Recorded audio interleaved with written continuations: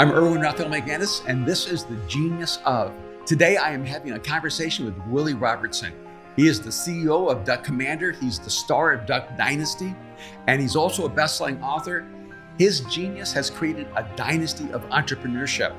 Willie is a fascinating individual who lives in West Monroe, Louisiana. Everyone probably knows him from his beard. I met him years ago when he came to Los Angeles and walked into our community at Mosaic. Surprisingly brilliant, insightful, fascinating, and incredibly kind. You will love this conversation with Willie Robertson.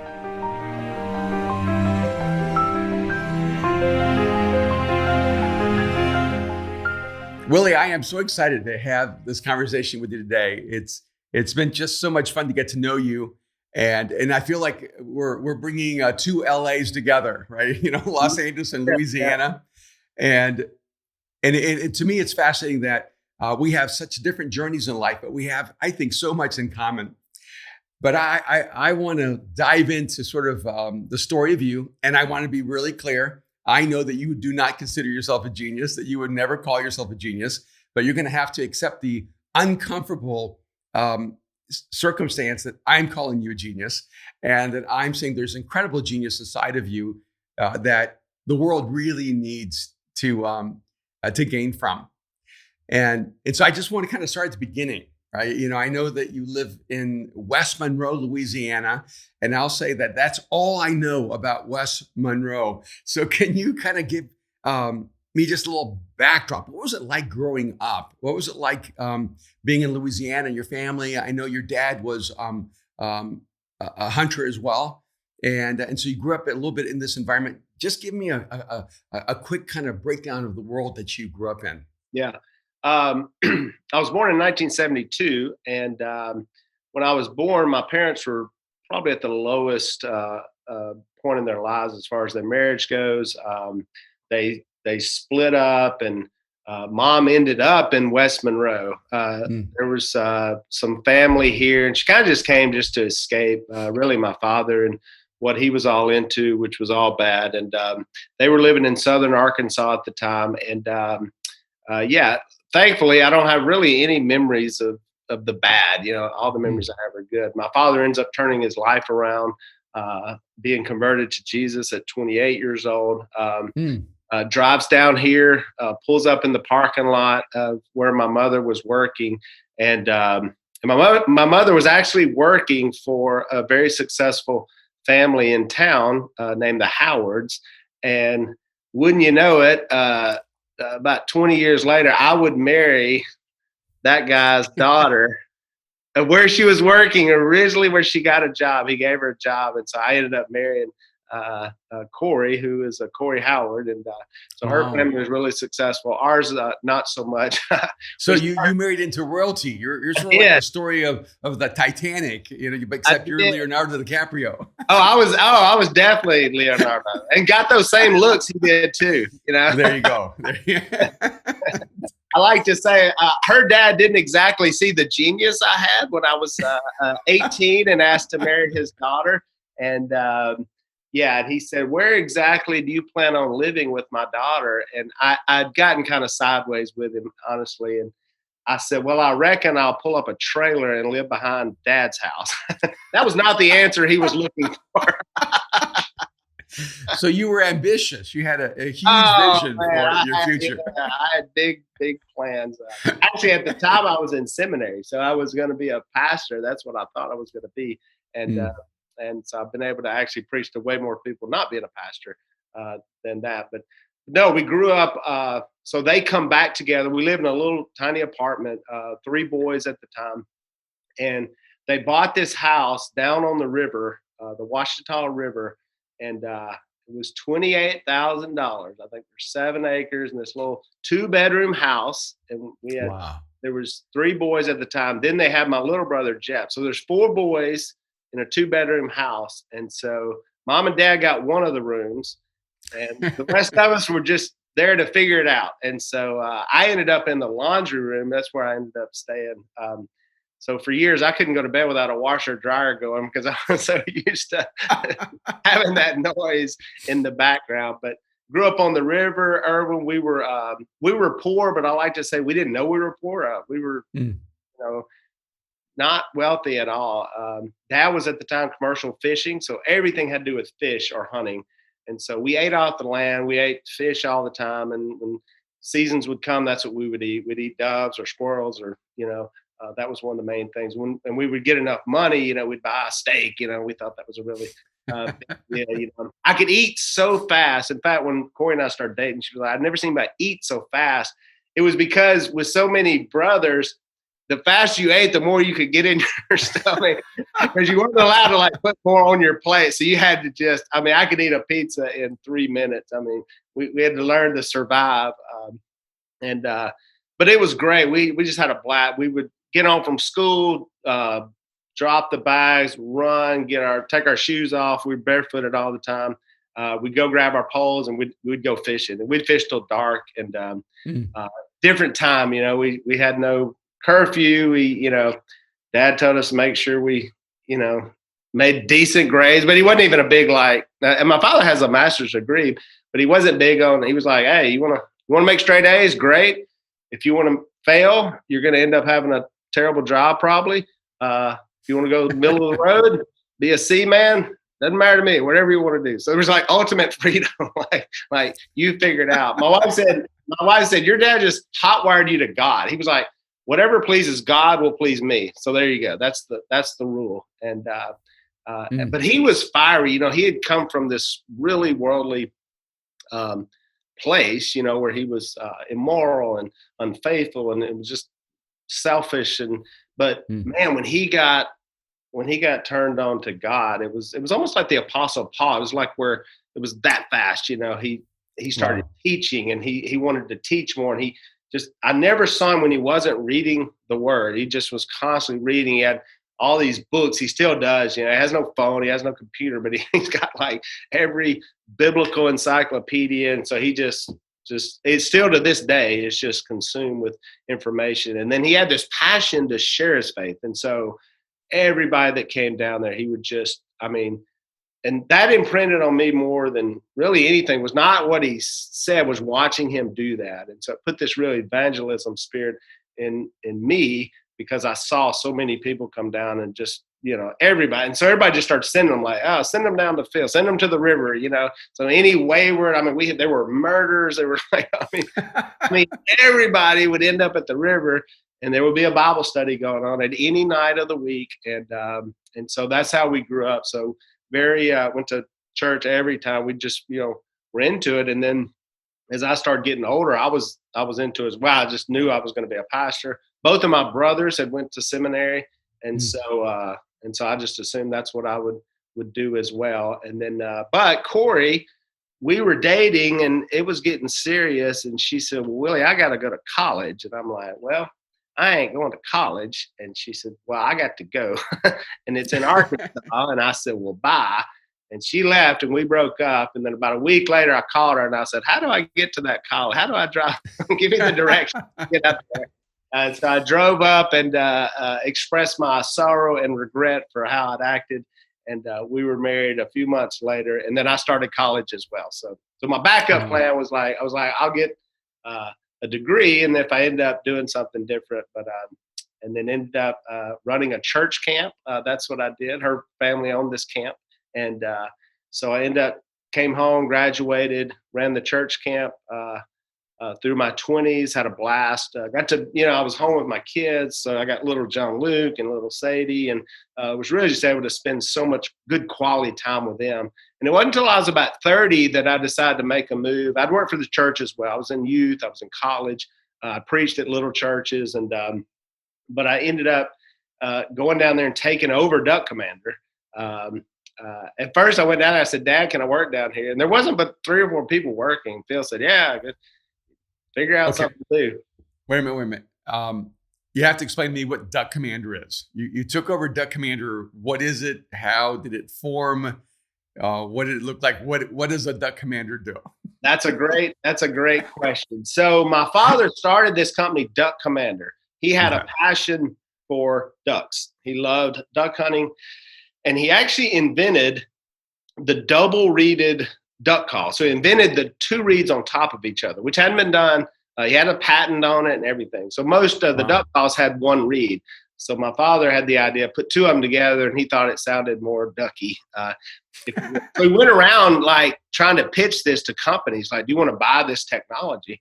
And I think someone offered him $500. You know, I was like, well, maybe $1,000. You know, he's like, no, this is like can revolutionize. And finally, he just decided he was going to do it himself. And he said, I'm just going to build it myself, which is so amazing to me, Erwin, because my father is so not like a woodworker. He's not organized. Like the tools are everywhere. You know, it's not the guy. You think of a craftsman, you know, like you go in the shop and he's got everything labeled. So not my father. And how he figured out how to, you know, bore these wood. I mean, it's almost like building, it's a musical instrument, you know, and so the reed, and you got to have pressure on the reed. And so, but he was making these things out of wood and then started doing it out of plastic. And he would sell a few, you know, he would just, you know, we did the fishing, but we also, you know, this thing was going to be big. And he was such a showman. He would be at the dinner table and he'd be like, we're going to sell $1 million one of these one day. And we're all looking around like, there's no way, you know, like how, you know, how much did we probably made $8,000 in a year, and just little by little. And so then he started getting them in chain stores. So he started selling to Walmart actually. And so back in the day, which I'm sure Walmart can still do this, but any store can buy a product. Like you don't have to go through corporate. I mean, if somebody wanted to buy it and put it in their store, like you see local things in even in Walmart. And so, so he went up to West Monroe, and the guy said, yeah, I'll take a dozen of them. Well, then he was like, well, then he drove up to Farmerville, Louisiana. There's a little Walmart there. And he says, well, old Bill down there in West Monroe took them. And so they're like, oh, yeah, give me a dozen of them. So he just started going around. And amazingly, he got like up to 50 stores just in Texas and Louisiana and Arkansas. And he's selling these things. And the corporate buyer is looking at his reports, and he's like, what is this Duck Commander? What is this in the sporting goods store?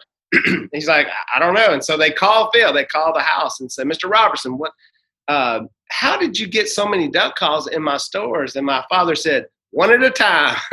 And he goes, why don't you come up here to Bentonville? Let's sit down and let me see if I can help you. And then he put the duck calls in all the stores. So we went to like 2,000 stores. And that's when everything changed because, you know, I mean, now that became the full-time job, not fishing. Now we're actually duck call makers. And so that's where it kind of, it took a long time, you know. Somebody said like when Duck Dynasty hit and they're like, Willie, what's it like being an overnight success? And I'm like, well, my father started this company like 45 years ago. So I don't know what your idea of overnighting. This seemed like for us, it took a long time, but maybe now before everybody knows who we are. But that's kind of where the duck call came out of. And I think my dad just had a passion. He just really, the genius of him is he figured out how to do exactly what he wanted to do and get paid for it. And so he's out there hunting all the time, making his duck call. We worked mostly in the summers getting ready. All of us were the employees. Even as a fifth grader, you couldn't watch TV without folding boxes. So we had to fold duck call boxes. And our living room would just be like, it's a tiny house, but it'd just be mounds of duck call boxes. We answered the phone. I would take orders. You'd write them on like a paper plate and you'd put them in a thing, and then mom would ship them the next day. And we were just running it all out of our house. We did that up until I took over, which, I mean, we still ran the company out of our house, which would have been a really funny show, is running that whole thing out of our house. Like we have a satellite. We had the internet on a satellite. So if it's thunderstorms, you couldn't do business. So like Walmart would be trying to get a hold of you, and we're like, well, sorry, it's raining. Call back when it's clear. Oh, so Duck Commander is the name of the. It's the name of it's the name of the company, and so we have Duck Commander Duck Calls is mostly what we made. That's where we started, and then we then he ventured into again at that same dinner table. Dad, I never forget. He said, "Do you think people would want to watch what we do, like hunt?" And so we're like, "Maybe, who knows?" And so Dad said, "Well, let's make a video." And this is VHS. Well, we didn't know anyone who knew how to film. So we talked to the sound guy at church, and he said, I think I could run a camera. And so Dad, they shot a video in like 2 days, down in South Louisiana. It was about an hour long, and the quality was terrible. And, Phil was kind of a character. My father played football at Louisiana Tech, ahead of Terry Bradshaw. So they kind of were using that story, and we sold like 100, like that was it. And, but we kept putting them out there and said, well, let's make another one. And so we made another one. And then again, Walmart picked that up. And then we were making them every other year. And then Walmart said, we need one of these every year because it was really selling great. Well, at the end of that video, we had our address, our phone number for any other products you can call. And so we're getting calls from Chico, California, from, Alpton, Wisconsin. I mean, because, Walmart's everywhere. And so they kind of put us on the map, and they'd say, what else do you guys sell? We love these videos. And the videos are really, they were not your typical duck. My father kind of was always swimming upstream. And so there was this idea like a duck hunter was like real proper, and they shot, and they, sat in their blind, and Dad was like, no, there was spitting, and there was slow motion, and there was rock music, and it was like hard, and so we really started this cult following of people just loved it, like, kind of in your face, the beards, the hair, face paint, it was just like, not what you'd think, not your dad's duck hunter. And so Dad kind of took that lane, and that's where, and then we started selling those every year. And so. Now, how old was your dad when Duck Commander actually began to go national? That was probably in his 30s, probably late 30s when it started getting bigger. And then probably in his 40s is when it's really getting out there. Then sporting goods stores were popping up everywhere. And so I always said, we were in the hunting world. Most people knew who we were. They were like, oh, that's them duck guys, and so they got the beards, but there was always such a mystery. Like my father never networked or never, went to events and didn't hang. He was always preaching. And so people were kind of like, we don't know about this guy. He's so strange. Like he's some kind of preacher, but he's like, really in your face and like scary. And so nobody really knew much about him. It wasn't until I took over that I really saw that. It was like, okay, he's got something, and I saw it. I think for the first year, when I worked here, I just traveled with him, and I would run the booth and I'd sell the stuff, and just let him do it. And he would speak or do his thing. And, but just kind of took that in. It was like, okay, I think I can connect all that, with what he has with, put the business sense to it, which he really didn't have, and he didn't even care about it. So as far as the business side of it. So then how old are you when you actually then step in to become CEO of Duck Commander? I was about 30. Like I said, I'd been at the camp. I had learned Corey's family was such great business people, great business minds. They talked about it all the time. We'd sit at their dinner table, it was business. They would talk about deals they had. And so I picked up a lot from them. I'd ask her father a lot of questions about business. And then so Corey and I jumped in. It was amazing. We almost spun it all the way back around to where it was when I was a kid. We started the website, duckcommander.com. Because I went to my father and I said, Dad, we need a website. This is one of my brilliant ideas, as the new CEO. We need a website. My dad's like, no, we don't need a website. He said, if they want to order a duck call, they can pick up the phone and call. That's what he said. And I said, well, Dad, one day people are just going to do it all on a computer. Like, you don't have to call and talk to anyone. He went, well, I think it's a terrible idea, but if you want to start a website, start a website. So Corey and I actually started the website on our own.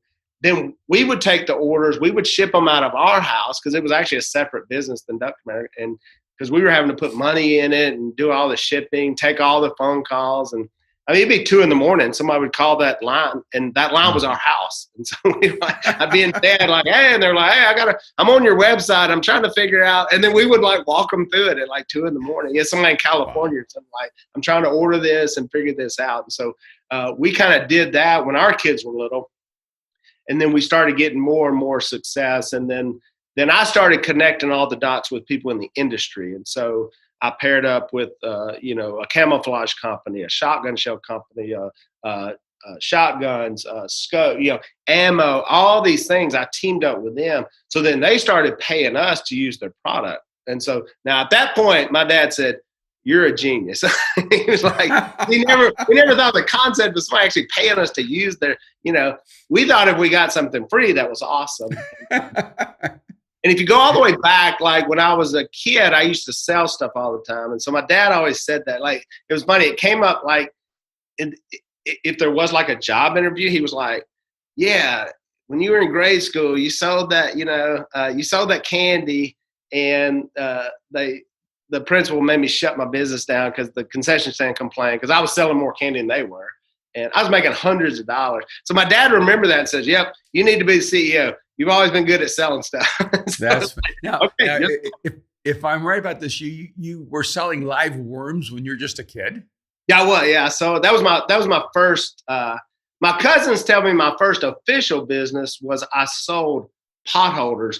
Do you remember the little grid where you would weave the thread in between? You could actually make a little pot holder. I don't know if it was just me, but I missed that whole thing. It was like a crafty thing. And so you would go in between, and at the end you would tie it together. It was like a pot holder. So I was selling pot holders, not a great business. But because we lived also on a dead end street with like hardly any neighbors, so it wasn't a lot of people to sell to. But we did have a boat dock. We had a ramp that people could bring their cars. My grandmother owned that business. That was her boat dock. And so there was a mailbox, and you'd stick $1 in it, and I could get 2 sticks, and I could fish out some of them, some of the dollars out of there. But I helped her with that business. But then I said, I can sell these people worms.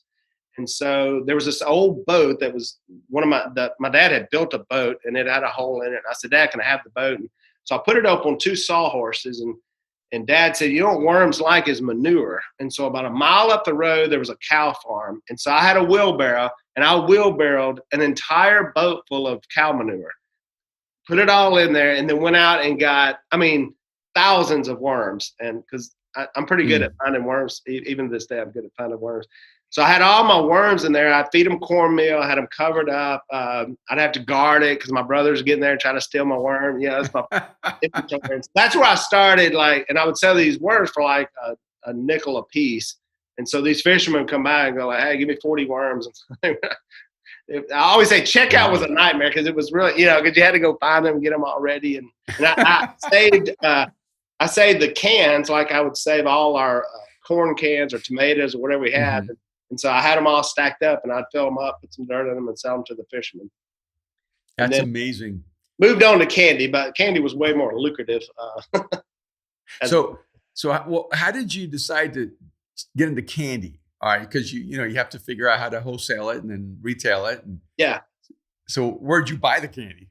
Well, it started just actually as a stroke of God laid a box of Hubba Bubba bubble gum at my hands. So we always had guys coming through. It'd be like guys would come down there and talk to Dad about, they were big hunters. And so this one guy came through, and he was a candy distributor. That's what he did as a job. And so he took out this box of Hubba Bubba, like in the store, like a box. And he goes, here, he said, give this to the boys. Well, Dad, I just happened to be standing there, man. As fate would have it, like I'm in the right place at the right time. Dad gives it to me and says, here, this is for y'all, which y'all went to me. I'm like, no, this is not. And so I'm staring at this box of gum, and I'm just like mesmerized by it. I'm like, I could just chew this whole thing, like just eat my face off in gum for like a whole day. But then I decided I can sell this. I got no money in it, so everything I make straight profit. So I took a pack, got on the school bus. I sold the first pack before I even got to the end of the street. And I was like, oh, because the concession stand didn't allow chewing gum. So you couldn't, they didn't sell chewing gum. And so, but then I went back, I sold through that. Well, then I had some money. I went to my mother. I said, Mom, you need to take me up there to, we had a wholesale place called Cash and Carry. I said, you take me to Cash and Carry. I need to buy candy in bulk. Cause I got people that are buying, and I start dealing. I've got every candy that the concession stand doesn't have. I had all the rest of it. And so I had lemon heads. I had all of my jacket. My whole locker was just solid candy. I'm dealing on the corner. I'm like taking money. And I was smoking it. I was making so much money. And then the principal came on the intercom and he said, can you send Willie down to my office? I was in 5th grade. My 5th grade teacher called me the Little Tycoon. That was my nickname. And so I walked in his office and I was like, what's up? And he said, and my school, just let me frame this. There's probably 15 people in each class. I mean, it's a really small school. Mm-hmm. He goes, Willie, are you selling candy and gum out of your locker to other kids? And I said, yeah, I am. I'm doing really good. I didn't know if he was going to like give me an award or I was like put my name out. Like, this is the kind of entrepreneurial spirit we're looking for. And he goes, well, I just met with the concession stand. Their sales are down, and they couldn't figure out why they were down. And then they found out it's because everybody's buying from you. So because of that, I've got to shut you down, and you can't sell any more candy. And I was like, I said, Erwin, if I had it to do over again, I would have cut him in on the deal right there. I said, look, I'll give you 25%. Oh, wow. So you had to deal with your first issue with dealing with a monopoly. Yeah. And the man shut me down. So I wasn't allowed. Plus there was what had happened I had rival people selling then too. Everybody started trying to sell, candy. And so, I got pretty good at selling stuff because we would have to sell fish. Like we would catch fish. So they would just be in tubs, right? Mm-hmm. Of fresh fish, like skin, guts, everything. So we would take them. I would go with Mom. We'd go up to town. We'd go to the fish market to try to sell the fish. And, well, most of the time the fish market would take them. Sometimes they wouldn't, though, if they had too many fish, because every fisherman on the rivers bring them. So if they didn't take them, we had to go to the street, like sign fresh fish, like really fresh, I remember watching my dad sell fish to people, and it was amazing how good he was at selling, like, these fish. Like we had a German carp. So it's a yellow carp, tastes terrible. But you would catch them. And so we were trying to, some people eat them. Well, he wouldn't call them German carp because that sounds terrible. He called them golden buffalo. And so it sounds way more appetizing than a German carp. It's a golden buffalo. And so I would listen to these tricks. And so we'd have to go sell. So you get pretty good at like, well, if you take the whole tub, I'll give if you take the blue cat and the buffalo and the goo, we had all these fish, And so that's, I think, just seeing that, how to sell, and Mom would sell stuff. And so, because we were trying to get just straight cash, to live. Like to pay bills and to pay, so there was no safety net. It was like, you either make this or you ain't gonna, or you're gonna shut the lights off, that kind of deal. So. Did you ever have a time where you're looking at the world around you, the challenges you have, the contrast between your family and your wife's family, or at that time your girlfriend's family, and did you ever feel like, am I ever going to get out of this, or did you ever have a feeling that you couldn't break out or break through? Yeah. I didn't know what that. One was when we were young. I didn't feel like there was anything to break out of, but that was always kind of. It seemed like a little resentfulness, and I think even from his past, when they were really poor, and he got made fun of, by people, but he was this big athlete, and so he was kind of able to, come. It's like he saw people treating him differently once he became a quarterback at a college. Now all of a sudden everybody's friendly, but in junior high, they made fun of you, and talked about, oh, there's the boys who don't wear shoes and that kind of deal. And so there was always kind of a little resentment, like towards people that were wealthy. And so I wasn't sure which one, do I want to be like, I'm fighting the person. Even today, I don't think of myself. I still think of myself like, like I grew up. And so I'm actually really thankful that I grew up that way, because I know that I can appreciate that.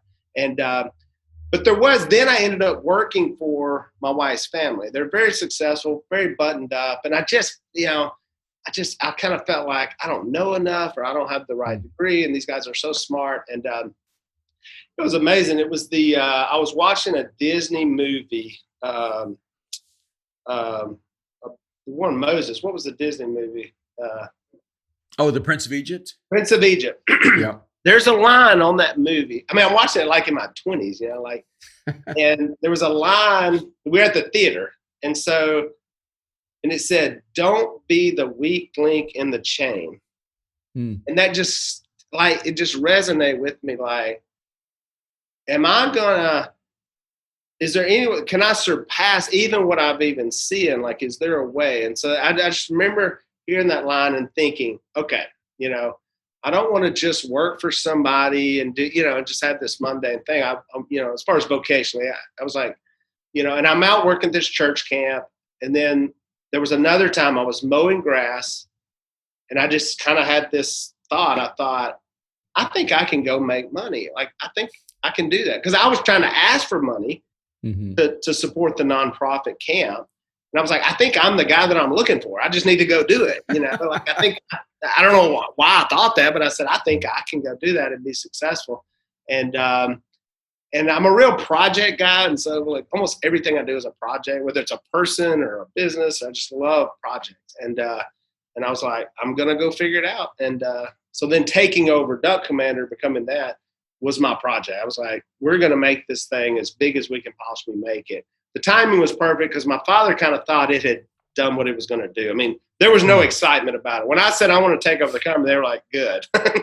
Like, I think they really thought, I think everybody's bought a duck call that's going to buy a duck call. Like, it's, you know, it was a good run. We made some money, and you know, we were definitely more successful at that point than we were when we were young. And man, I came in there with a whole new set of eyes and vision, and Corey and I just worked really hard and got that thing really good. And that's when, you know, that's when our first exposure with TV happened, which was not A&E. It was actually on Outdoor Channel. We had a show on that. Right. And that was actually my wife. My wife was like, reality TV was this big thing, and none of us watched it except for her. She watched reality TV. And she said, I think y'all need a show about your family. And I said, what's special about, we don't, like, we're just normal people. And she dies laughing. She says, well, y'all are not normal. And I was like, we're not normal. What are you talking about? We're not normal. She was like, look at y'all don't think normal. You don't look normal. You don't, like, she was like, I'm telling y'all should do a TV show. I didn't see it. I was like, I don't get what we do. That's super interesting. And so then we had a shotgun. We went to Las Vegas, went to our big industry show. And I was approached by Benelli Shotguns, and they said, are you guys interested in, have you ever thought about doing anything on TV? And I said, my wife kind of talked about it maybe. And he said, well, if y'all want to do a show, we'll pay for it. Like, we'll pay for the show. And we want to really, you know, show our guns and show how they work. But he said, I've got two guys who came out of reality TV that we hired in-house to do our commercials and stuff. And he said, yeah, we can make a show. So I went to my father and I said, Dad, look, you know, Shotgun Company wants to make a TV show about us on the Outdoor Channel. My dad's like, oh, that's a terrible idea. Like, nobody's going to watch. I said, well, maybe not, but, like, why not? Let's at least take a chance. And he goes, well, if you think it'll work. I said, no. So we're actually going to go meet to close the deal. We're flying up there. My wife says, I think I'm going to tell them they should pay y'all. And I went, whoa. Let's don't get greedy. They're paying for the production. Nobody said anything about paying us. We don't need to get paid. We'll try to make our money on the. And she goes, well, I'm just going to ask them. And I said, Corey, if you screw this deal up, like, we were right here. She was like, can't hurt to ask. And I'm like, because she came from a business family. Sure. And she was like, hey, we're going to ask. So we're sitting at the meeting. And so we're like, okay, we got everything done. We'll shoot 13 episodes, and we'll pay for this, and we'll get other advertisers. And Corey said, oh, there's one more thing I wanted to throw in there. I think the guys should get paid to do the show. And I just went, oh, no. And he went, oh, really? And she said, yeah, I mean, I think they should get like a talent fee, which I never even heard that word. I was like, talent. He said, well, what were y'all thinking? She said, I think you should pay them $30,000 a piece. Now, Erwin, I'm making $28,000 at the time a year. She said $30,000 a piece, and I just went, oh my gosh, she tossed her out. And he goes, yeah, okay, no problem. And then I went, shoot, we should ask for 50. Yep. Wow. And so then when I came back home, of course, I had like it was all my idea. I stroll into the living room and I go, hey, y'all ready to do a TV show? And how about we're going to make $30,000 up? And everybody just went yelling, screaming. Like, it was like we won the lottery. It was like, oh, my God. Will has pulled it off. You know, it was actually Corey's idea. Corey was the one who did it all. So we were so happy. And then we did the show, and it was really awesome. Everybody loved it. It was like reality plus a lot of hardcore hunting. And in the industry, I mean, everybody was talking about it. I mean, hardly anybody saw it like out in the world because it was like on this tiny network. So how did it end up on A&E? Well, a producer that was in Los Angeles, he actually had lived in Louisiana, I think it was. So he knew who we were. And at the time, man, they were starving for any kind of content, you know. And Louisiana was the hotbed back in the day because we had the tax credits. You had all these shows. You had Billy the Exterminator, Pawn Stars. You had Sons of Gun. You had a lot of shows that were in Louisiana. So Louisiana, there's a lot of culture, a lot of personality. And so if you had a heartbeat, like somebody in LA was going to listen to what was coming out of Louisiana. Well, he saw this show on the Outdoor Channel. He watched it. And he sent me an email to the general information box at Duck Commander on the website, which my dad didn't want to start. So we get this email in. He goes, "Hey, I'm a producer from LA. I've seen your show. I think y'all have a really big show on your hands. Give me a call." Just left his number. And my secretary's like, "Do you want to chunk this? Do you want me to respond?" Or, you know, and I said, "I'll respond." So I actually reached back out to him. We talked for like an hour. Yeah, he's a classic LA, you know, production guy. Yeah, fast talking. He's like, "Oh, Willie, look, you're going to be so huge. You're going to be so famous. You won't be able to walk through the mall without everybody knowing who you are." And I thought, yeah, right. And this is Mr. LA man here. And he goes, "I'm telling you." So we had done this show on Outdoor Channel, so we had a ton of footage. So we made a sizzle reel, about 3-minute sizzle reel. So we had a lot of good footage to actually put together. And we just kind of made this bizarre, like I had a white suit on, walking down the street with a duck under my arm, just like crazy stuff.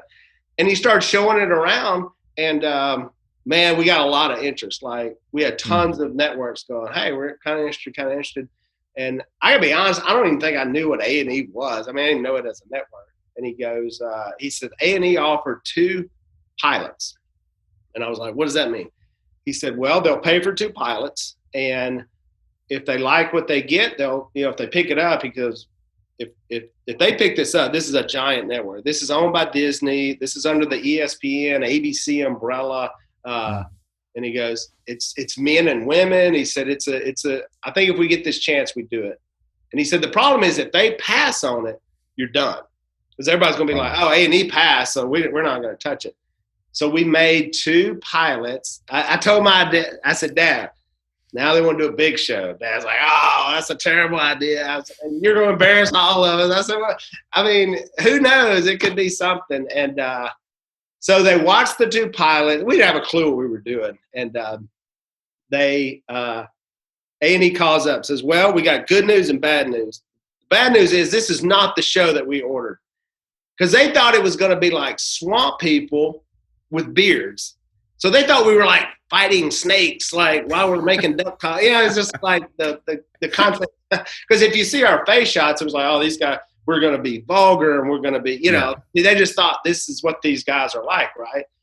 And then A&E said, "But the good news is it's way better than the show we thought we ordered." They were like, "This is some kind of family comedy." Like they saw the comedy. They were like, "We didn't know you were funny." And so that's so good. And they were like, "We're picking up 13 episodes." They'd never done that before. They never picked up 13 sight unseen.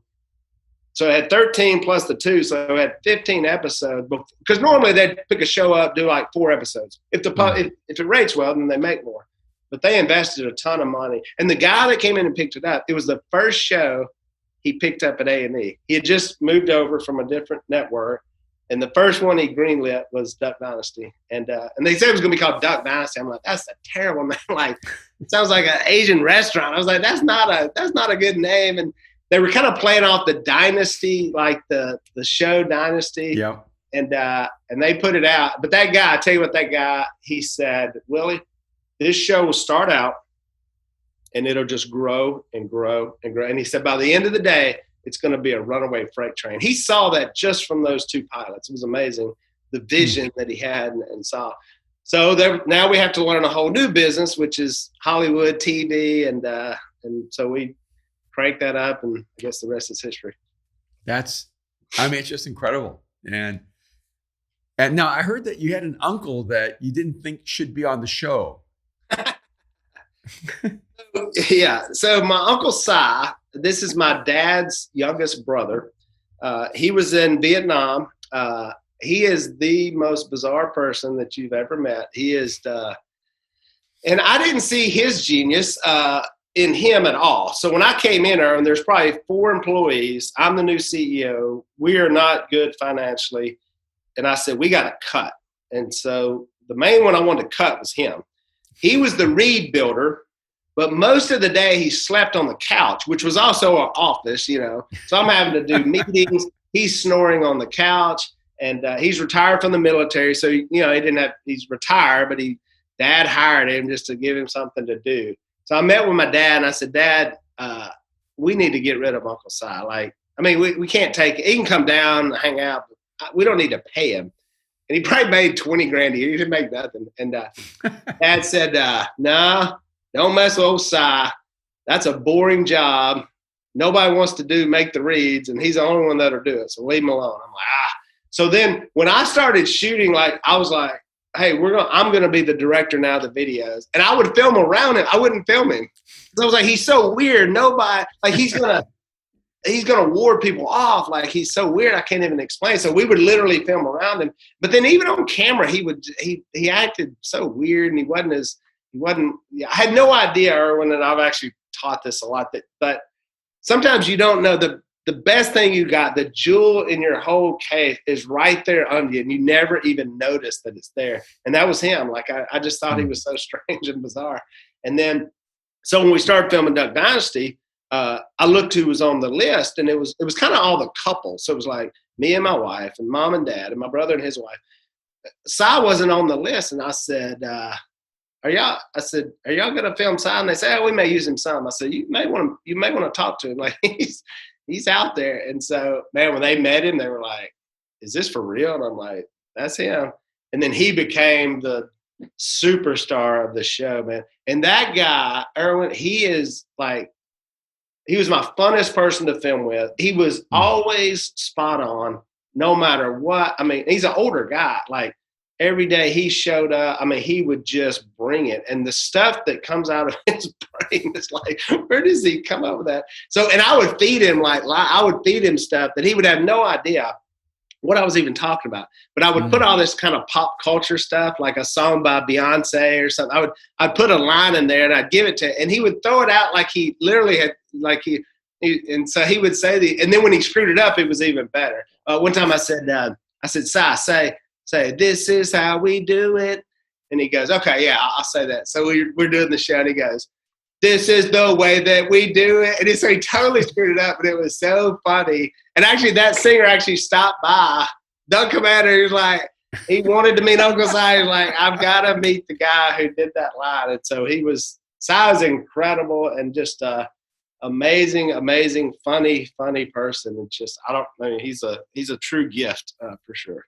So what's it like working with your family? You guys all live in proximity with each other. You all work together. You do life together. I know you're very close, but was there tension working together as a family for so many years on something that kept growing and growing and growing exponentially? Sometimes, yeah, it's not for everybody. I think probably everybody's nightmare would be working with their family all the time. But you got your highs and lows, and when you're high, everybody's high. So so that's really fun. And the beauty of the show was we all got famous at the same time. And so nobody could really get the big head, because most famous people I know, probably like you, they're the only famous person in their family, right? And so what do? They hire everybody that they know.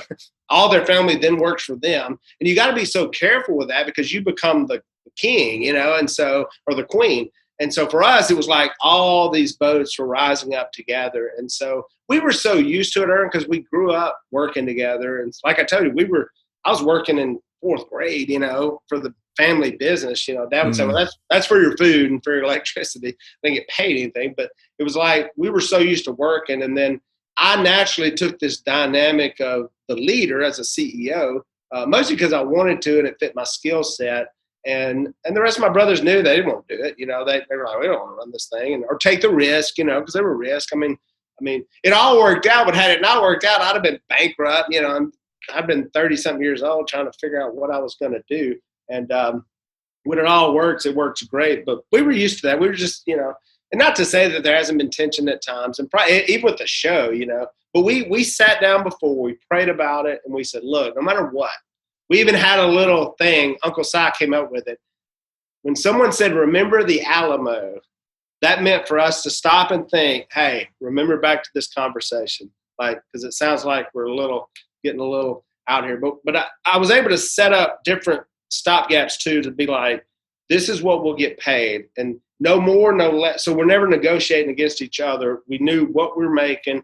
This is what you make, no matter how much you were on the episode, no matter, because you had to, if not, you'd end up negotiating against yourself, like, well, I demand more money. Well, sure, Willie, we can pay you, but that means your brother ain't gonna make as much, so it was kind of like we had to kind of hold hands on that deal, be together, and to figure out how to go through that. But, with our faith in God, and I mean, it's not what we just talk about. It's in the fabric and the fundamental of who you are. And so no matter what, I mean, it's the gospel, and that's where we're at, and that's what's most important. And not that we don't need to be reminded, but at our core for our family, that's who we are. So it's faith, family, and then ducks. And it's got to be in that order. Like, it can get out of order. And so, your faith is going to help you with your family, and the better you're stronger your family is going to help you with ducks or whatever your business is. And I think that's across the board, as long as you keep that in order. When that gets out of order, then you're getting out of line. So, but yeah, it's challenging and not for everybody, but I guess we've had a lot of experience by working together, and my wife's family too. Like, they all work together. And so they as a family, they had a really successful several businesses. In fact, interesting note, my wife's grandfather started this book company called Howard Publishing.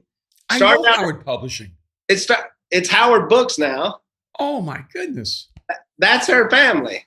So he started out making song books. Then it went to this Christian book. Her mom and dad actually grew this business out. It sold to Simon & Schuster. So now it's their faith imprint. Mm-hmm. The first book Corey and I wrote was under Howard Books, which was her family, the business they started. The warehouse. Who was the publisher? I mean, the editor-in-chief of Howard. Do you remember? Phyllis or there was a guy who worked with Howard quite a bit. Denny. There were several people. So one of the guys had a long beard or anything like that, and he knew the Howard family. He used to fly out here to LA all the time and meet with us. Maybe Gary, yeah. Let's find out what the time frame was on that. So I can't even remember anymore. But anyway, no, it's amazing. I'm familiar with Howard. They talked to me for years about writing for them. Oh, and I didn't know that. Yeah. Yeah, and the family seemed to be an incredible family. So I didn't even know this kind of goes full circle. Together. That's our family. Yeah. Actually, the warehouse where Duck Commander, so in Duck Dynasty, when we would go to our office, that was Howard Publishing. That was their warehouse. I bought it from my wife's dad. Oh my! I think his name was Denny. Denny Boltinghouse. Yeah, Denny Boltinghouse. Yeah, for years, Denny would come out, visit Mosaic, talk to me about Howard, try to get me to publish with them. That's amazing. Denny passed away, but I know. I will tell. John's going to get a kick out of that. Corey's parents are going to get a kick out of that. So Denny and John, my father-in-law, were best friends growing up, and so he hired him because I think they were from California, and he ended up hiring him, and they worked together. Denny was great. Yeah, Denny was you'll appreciate. Denny loved to play basketball. He loved the Lakers, so we used to play basketball every Sunday with Denny. It was so fun. Yeah, it's fun. Small world, huh? It is. All right, so I just want to ask you just a couple of quick questions. Leading this entire organization and being CEO, there have to be some leadership principles you've learned along the way, maybe business principles that you would say, these are some things now I kind of use them as a part of my menu of knowing how I make decisions and how I move forward in any kind of business endeavor. Yeah. I'm terrible with tips. I think one thing that I learned from my father, what he did great was a word you don't hear a lot about. He was so content. He was content with where he was. And he had offers over the years to sell the business, but he was totally satisfied. It was like whatever he made that was good enough. And so I think today, man, you don't see a lot of people content. It's like they just keep pushing and keep wanting more. And I think I learned that from him, just about being content. I mean, I think you've got to treat other people, with respect. I guess my main thing is, which is business or relationships even, is I want to be like this. How can I help you? So I'm not going to come to you and ask for help. Mm-hmm. I'm going to come and say, how can I help you? And a lot of times something will come back and help me. So if I need something, like if I needed something from these other, like these key moments where I was making partnerships, I would say, how can I help you? How can we get your product out and highlight your thing? And then if I can satisfy that, it's amazing how they can help you. Oh, well, let me show you how I can help you. And then we start really helping each other. And so it's one thing my father lacked was that kind of community, even, because you see that community even as an industry of where you're at. And so if you can help people, and I think TV was like that, for A&E, how can we help you? Well, we can have the most watched reality show in the history of cable right on your, we can help you do that. Now, how can you help, how can you help us? Even when we started filming her, we were filming at first like 6 days a week. It was miserable for like 10 months out of the year. This wasn't like a movie where you showed up for 3 months. And I mean, right. I would tell other people in the industry and they'd be like, 10 months, 6 days. I'm like, it's miserable. You just didn't have time to do anything. And once that ravenousness, once they want more, they're like, we got to make more, And so we had to take a time out and say, look, here's the deal. So we moved that work schedule to where we had Friday, Saturday, Sunday off. And so we were able to then at least breathe a little, and we're able to do some more things and have those opportunities. But I think helping others first, and not, I've been so intentional recently, just trying to be like, no matter what you say, I'm not going to say a word about myself, because it drives me crazy how you say something to someone and they immediately put themselves in this, like, oh, well, for me, I'm like, I didn't say anything about you. I was saying this about me. So I have to buy, and I'm like, no matter what, even on the, we were talking about the caribou I got. So all my friends are, because hunting season's going on. So they're like, oh, Willie, check this out. And I won't say like, I just got back from Alaska with this crazy, because I want to enjoy their, I want to enjoy that and look at that and be really focused on what that is. And I think that's worked well. It's worked well for me, is to really focus in and lock in. I'm not the guy on my phone. I'm not the guy, if I'm here, we're here. And then when this is over, it's over. But like, we try to do that in every aspect of life, whether it's family or whatever it is. So. I love it. Well, you may not be very good at tips, but you've just given us several great insights. I mean, live a life that's content. Don't be driven by greed. Mm-hmm. And you to put others first and see how you can serve others rather than trying to figure out how people can serve you. Yeah. And you're incredibly. I think your value seems to be so much about people and about relationships and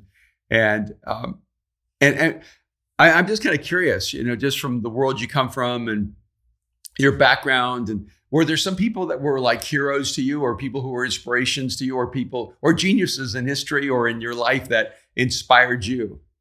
Yeah, I mean, probably the oddest people, I try to, again, I'm so project. I see people and I see what they have, or see something that I'm like, man, there's a guy I hang out with that I like every day. And he's the most bizarre guy, but he's like, he yells Jesus all the time. Like awkwardly yells it. And at church, he's like, whoa, it makes you jump. And my daughter said that I invited him over. I bring him over like every function we have. And my daughter, she's younger at the time, Bella said, Dad, are you inviting the Jesus guy? And it struck me. So I thought, wow, because I am so known as the duck guy. And I'm introduced as this is the Duck Dynasty guy. And I was like, what if someone said, hey, that's Willie Robertson, that's that Jesus guy. And so I find it in different things in different ways, or people that have to fight through and do it in a different way. And so I remember when I was young, when I was probably 17, I went to a religious conference and I went and got all the speakers to sign my Bible, because to me they were like, I was like looking up to these people, like, wow, they're such good speakers, or they inspire me, and so and do that. So it's been, it's been people of faith and people that I've seen walk or however they, you're an inspiration to me for sure for what you've done in Los Angeles, which is difficult. You said in a sermon one time, Erwin, you said, someone asked you if you could live anywhere in the world, where would you want to live? And you said, I can live anywhere in the world. I choose here. Yeah. I was like, I was like, oh, that's so awesome. That's like, no, it's, there's things that are difficult. So, guys like you and guys I know, all over the country do things, guys in Hollywood, guys in, whether it's athletes, but usually it's around faith. I mean, if people who's going to profess their faith and be willing to say, this is who I am, this is what I stand for. Those are the people that I look up to, because I've hung out with, you name it, I've hung out with them. And I remember my dad one time said, oh, you're hanging out with this guy who was like a famous athlete. I said, well, Dad, here's the deal. I hang out with this guy. Nothing he has or does is attractive to me. It's really not. So either he's going to act more like me, or I'm going to act more like him, or we'll separate, because darkness and light can't hang out together. But if there's a chance that I can bring him to the light, I will put up with, whatever it is. But when I see people's like homes or this or that or toys, and it's just, I'm like, you know what? It just doesn't, it's cool, but I'm thinking, making money is fun, Erwin, but giving money away is just life changing. So when you think about it like that, when you can actually say, here, this is for you, this is for your thing, and that's amazing. It's an amazing feeling to be able to do that, and you can't do that if you don't have it. So it's not that anything wrong with having it, but I guess that's just kind of what But I guess people, there's all kinds of people that I've looked up, and I can pull something from most people and say, you know what, that's pretty cool that they did this or figured this out, or figure out how to do this, especially in different circumstances, where it's not easy and it's difficult. So that's beautiful. I do know that you have a biracial son.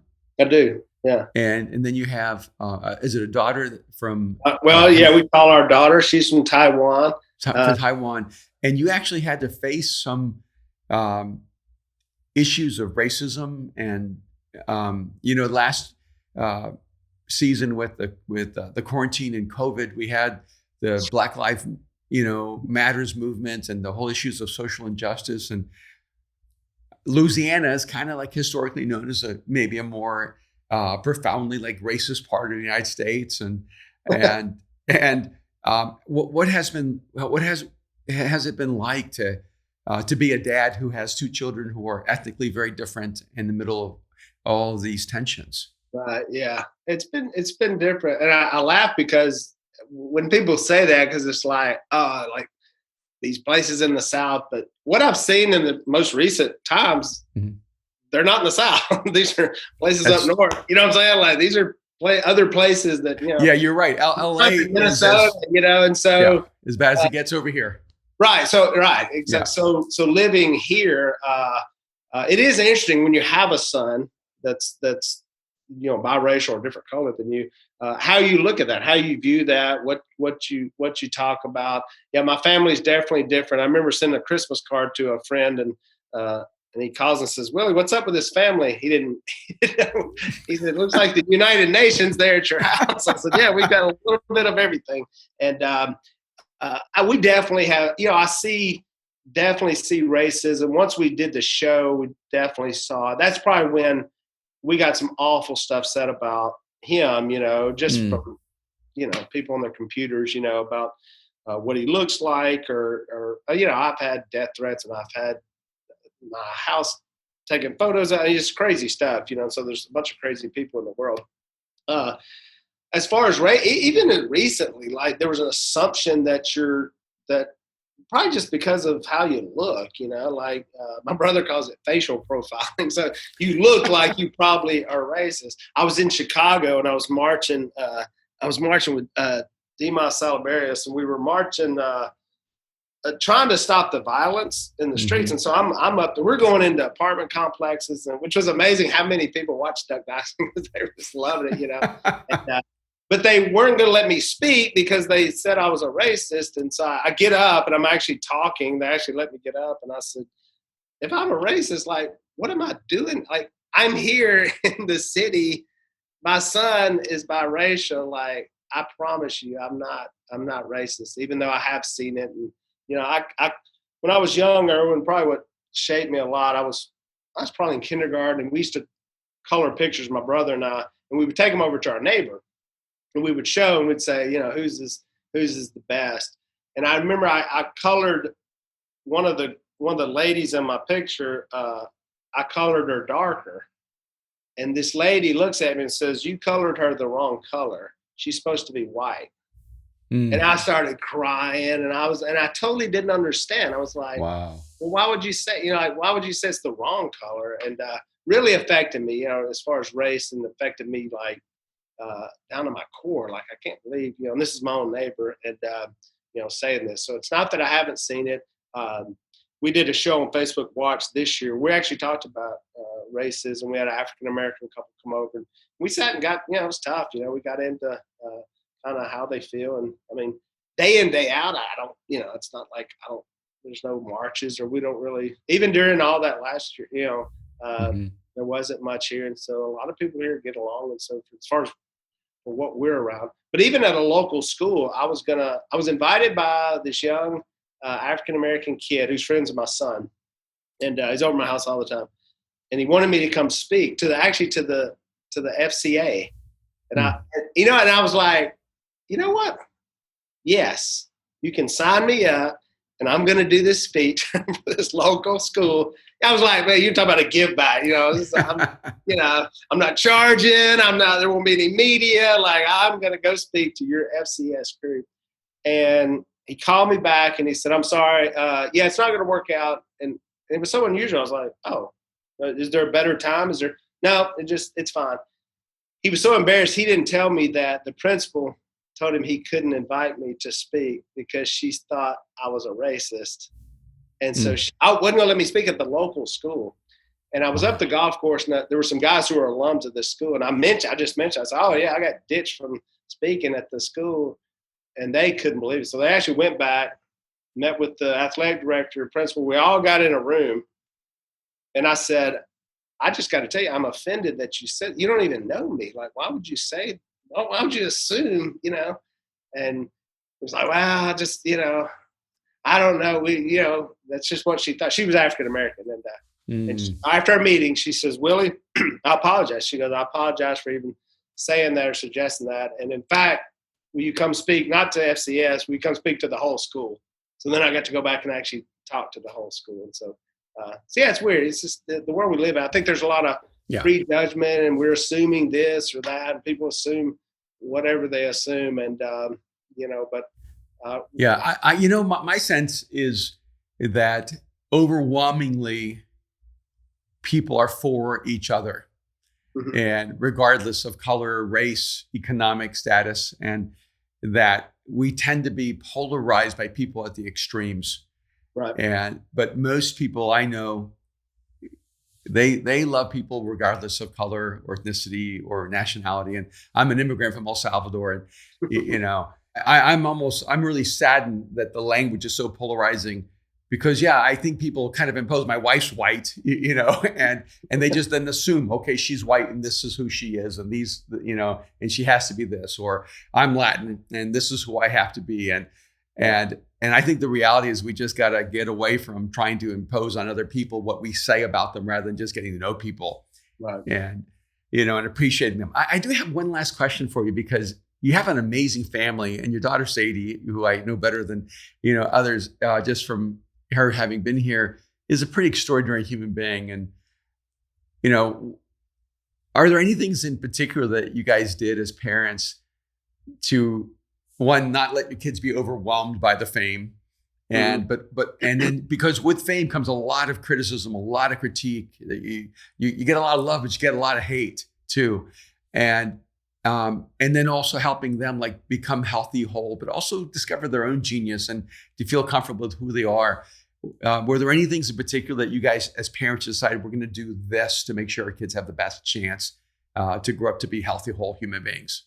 I think I'll refer back to when we, modeling what they, wasn't just what you said. They saw it in action. They saw this faith. They saw, 1 Corinthians 15 says, on this gospel, we make our stand. We take our stand on this gospel. And so what does that mean to like take your stand? So it's not just, it wasn't something where it's like, oh, when they go to church, they do this. We don't go to church. We are the church. We're living this all the time. And so I remember Sadie jumped up on the coffee table and was preaching. Like she gets up and she goes, I'm telling y'all, God, and she's preaching. And we actually had the video. And it's amazing. And she actually says, if I ever get famous, which is funny now, but at the time we're all looking at her going, why is she saying if I ever get famous? I don't think anybody famous is coming out of this joint. But, I think they saw a lot of Bible studies. They saw faith that was being lived. They saw, parents that loved each other and stuck by each other. Mm-hmm.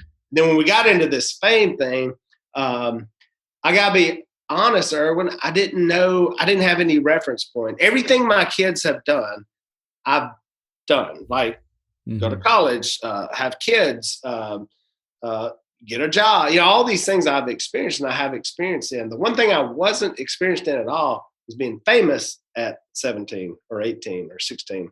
And so I had no clue what that was like. And, I think that with the cell phones too, with this whole, with the nuances of that was critical. And it was, once the fame started, you're right. We're trying to like manage all this stuff and the media and, but also trying to protect them as well. And I don't know, really the book's still being written, as far as what they've done. Sadie had she was one that took advantage of it. She got offered Dance with the Stars and she wasn't going to do it. And I said, well, it's a big opportunity. If you don't want to do it, don't do it. But, try to give them freedom too and let them figure it out. She took that opportunity but she's, Sadie's been able to preach to more people than I can ever dream of, just from what she's done, and what Erwin, what I do is I go back and I think about, because my dad came to the Lord. His sister told a pastor here in Westmore, Louisiana, she said, will you please go talk to my brother? He is so worldly and so out there. He's probably going to end up dead. And that preacher drove like an hour, went in a bar, found my father, and studied the Bible with him. And my dad and my mom both came to the Lord after that. And I can track that back, Erwin, 2 people. I got a pastor who went in a bar and preached to a guy. I got a couple who did that. If it would have only helped us, if it would just help those 3 boys, was going to be 4 boys. If it would just helped us, it'd been awesome. That completely changed his life. But if you fast forward that, Erwin, to where with what Duck Dynasty has done, it was in over 100 countries where prayer was piped into living rooms, whether you believed in God or not. You factor in Sadie's followers, how many sermons she's preached in every big place and all over the world, every book we've written, all that. I can take it back to where the origin happened right there. Because if they don't do that, I grew up with a busted up family. Who knows what life looks like? We'd probably never get to Westboro. And so that's why I'm so excited about evangelism, because you never know who that person is. Because I can take all this and go like, no, that may not ever. If the pastor goes, you know what, look, I don't really do house calls at bars, invite him to church and maybe we can talk. Because he wasn't going to come to church. He wasn't going to ever walk in the door. And so we tried to instill that in our kids. And, we've got 6 kids. There's no playbook. They're all different. They're all like uniquely, we have 3 that are naturally ours, 3 that are adopted, 1 that came in at 12, 1 that as a month old, 1 came in at 16 from a whole different country. And so during COVID, one of the positive things that just happened is I was able to really we locked in on them and just as individuals or jobs, their new families starting.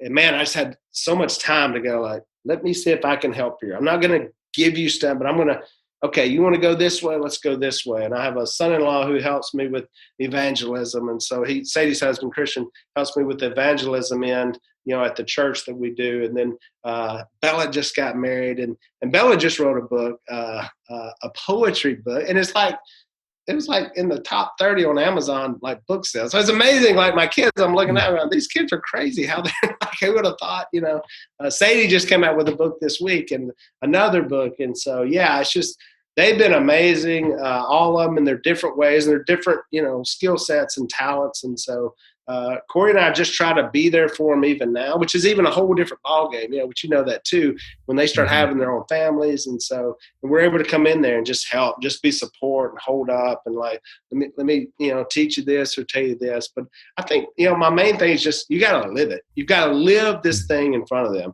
And if you're not going to live it in front of them, then don't be surprised when they just take off and go like, you know what? I just didn't get it. I just didn't resonate because it seemed like such a short time, that we've got church down to an hour and 15 minutes a week.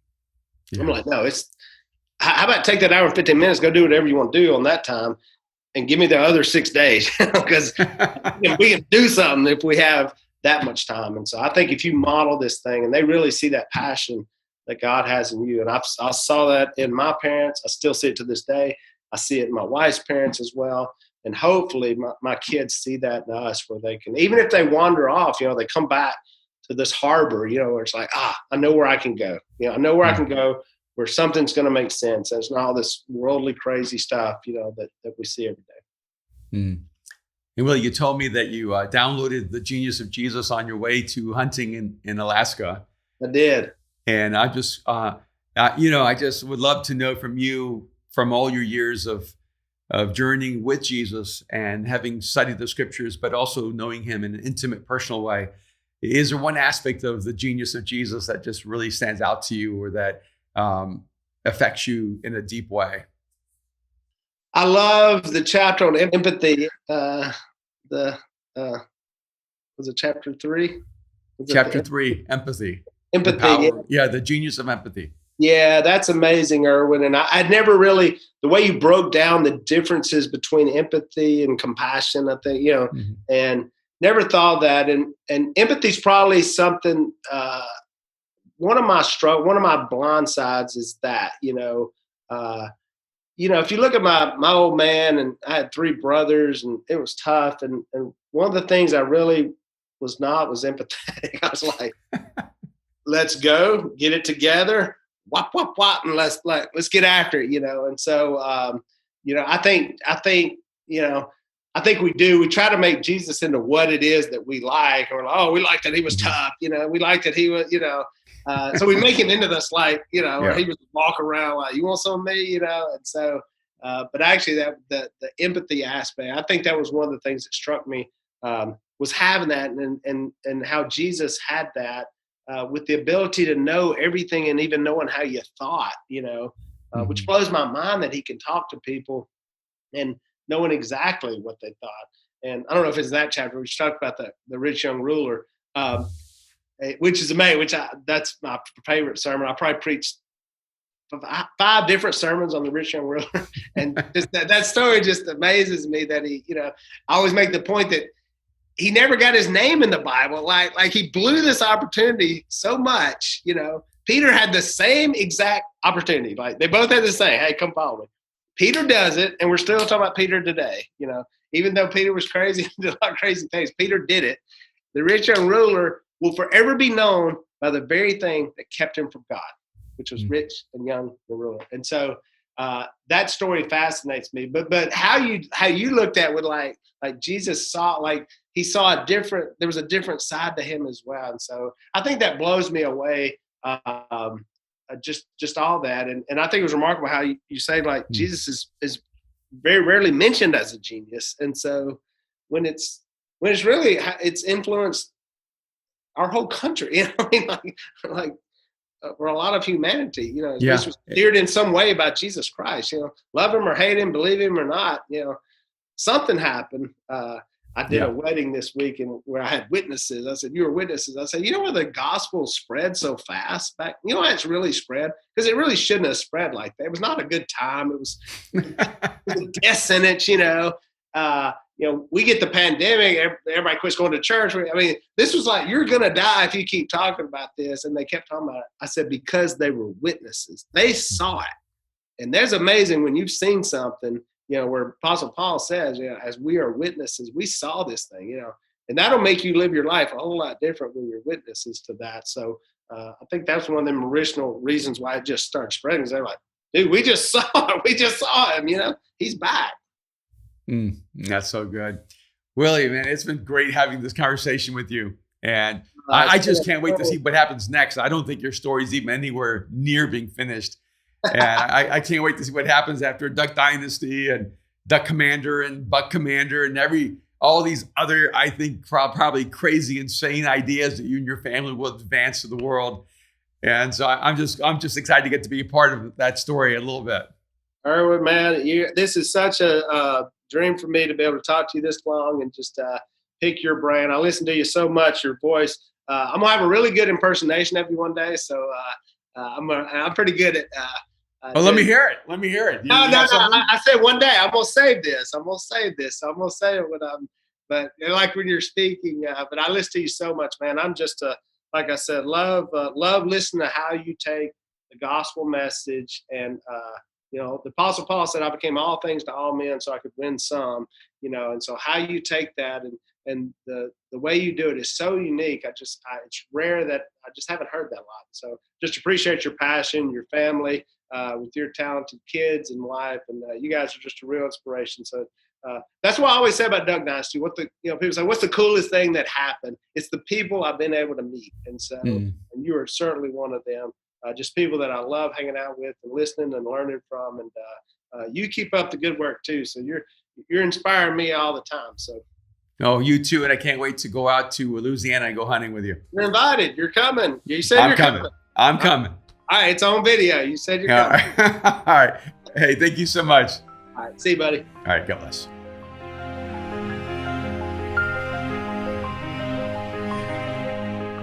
Thank you so much for joining me today on the Genius of Podcast. What an incredible conversation with Willie Robertson. I don't know much about hunting, but I am absolutely fascinated now to learn more about how Willie and his family have expanded America's fascination with Duck Dynasty and all that happens behind the scenes in the world of hunting and fishing and wildlife survival. But I want to encourage you to pick up Willie's new book. He is an incredible entrepreneur. He has a new book called American Entrepreneur. It's out now. You can gain more of the genius of Willie Robertson through his book. And by the way, I'm going to encourage you to pick up The Genius of Jesus. It's out right now. You can pick it up in any store, or you can pick it up online through Amazon or Barnes & Noble, and just dive in not only to the genius of Jesus, but begin to unlock the genius within you. I want to encourage you to subscribe to the Genius of Jesus podcast on Apple Podcasts and leave a review. And if you're watching on YouTube, leave a comment. Let us know how it's impacting you. Let us know what you're enjoying. Let us know who you'd love to see in an interview. And I want to thank you so much for joining me today, and I invite you to join me again for our next episode of The Genius of.